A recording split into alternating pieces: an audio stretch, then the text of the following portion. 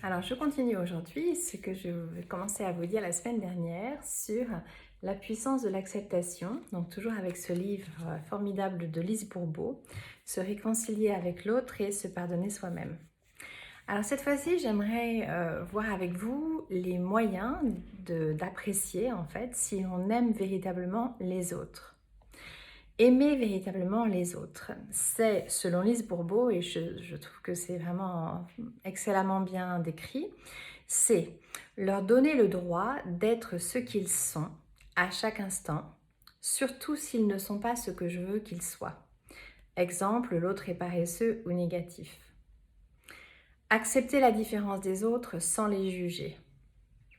Donner des conseils aux autres ou les guider sans rien attendre en retour. Leur donner le droit d'être humain. Exemple, avoir des peurs, des faiblesses, des limites. Leur permettre de décider eux-mêmes, surtout si je juge qu'une décision est inacceptable. Me rappeler que chaque personne a besoin de vivre des expériences différentes selon son plan de vie.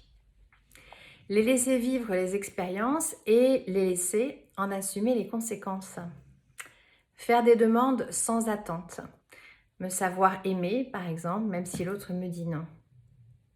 Me souvenir qu'une attente est légitime seulement lorsqu'il y a eu une entente claire sur ce qui était attendu entre deux personnes. Observer les autres plutôt que de les juger ou de les critiquer. Me souvenir que je ne peux pas rendre quelqu'un d'autre heureux. Ce dernier est le seul responsable de son bonheur. Après avoir exposé ces moyens de savoir si l'on s'aime véritablement soi-même et puis là, si l'on aime véritablement les autres, Lise Bourbeau continue. Il est intéressant de constater qu'un bon nombre de personnes continuent de croire que la définition que je viens de donner de l'amour véritable est celle de l'égoïsme. Elles sont convaincues que penser à soi avant les autres, c'est de l'égoïsme.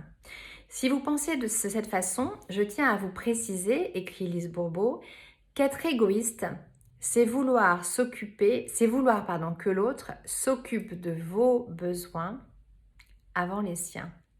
C'est prendre pour soi au détriment de l'autre. C'est croire que les autres sont responsables de notre bonheur. C'est donc le contraire de l'amour véritable. Alors, je vous invite à regarder également sur le site www.ledroitd'être-moi.com l'article que j'avais publié sur le manuel. Cette façon que l'on a tous d'avoir un manuel pour les autres avec tous les devant être, devant faire, devant réagir, devant éprouver. Donc, je vous invite à aller chercher dessus. Je vous mets sur le site la liste écrite des principes que je viens d'énoncer, ainsi qu'une feuille de travail qui vous permettra de vérifier avec toutes les personnes qui vous passent par la tête si vous les aimez véritablement ou pas, et puis de vous interroger là-dessus.